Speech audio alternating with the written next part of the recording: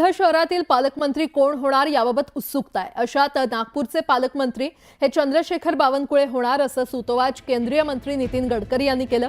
एका कार्यक्रमादरम्यान त्यांनी नागपूरच्या होणाऱ्या पालकमंत्र्यांचं नाव अप्रत्यक्ष जाहीर करून टाकलं। लवकरच मुख्यमंत्री देवेंद्र फडणवीस याबाबत घोषणा करणार असल्याची चर्चा आहे। तर आता चंद्रशेखर बावनकुळे हे नागपूरचे पालकमंत्री असणार का असा प्रश्न उपस्थित होतोय, कारण नितीन गडकरी यांनी या संदर्भात सूतोवाच केलंय। लवकरच मुख्यमंत्री फडणवीस या संदर्भातली घोषणा करणार असल्याचं कळतंय।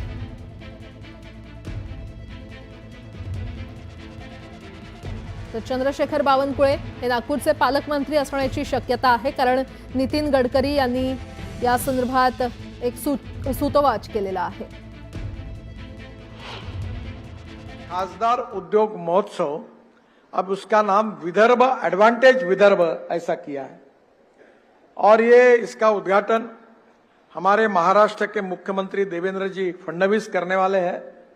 पालक मंत्री अपने पालक मंत्री अभी बने नहीं है, बनेंगे, पर हमारे महसूल मंत्री जो है यही बनने वाले हैं, पर इसकी घोषणा मुख्यमंत्री करेंगे।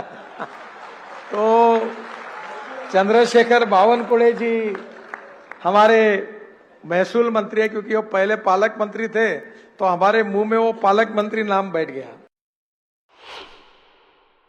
बावनकुळे जी तर नागपूरचे आहेत, ज्यांच्या जिल्ह्यात त्यांनी ते पालकमंत्री पद घेतलं आहे, त्यामुळे त्यावर काही बोलण्याची गरज नाही। पण लवकर करा जे काही करायचंय।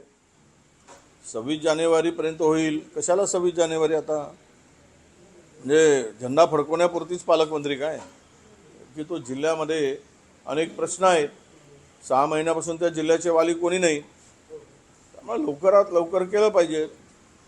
नाहीतर मुख्यमंत्र्यांनीच 26 जानेवारीचे सर्व महाराष्ट्रातील झेंडे फडकवावे।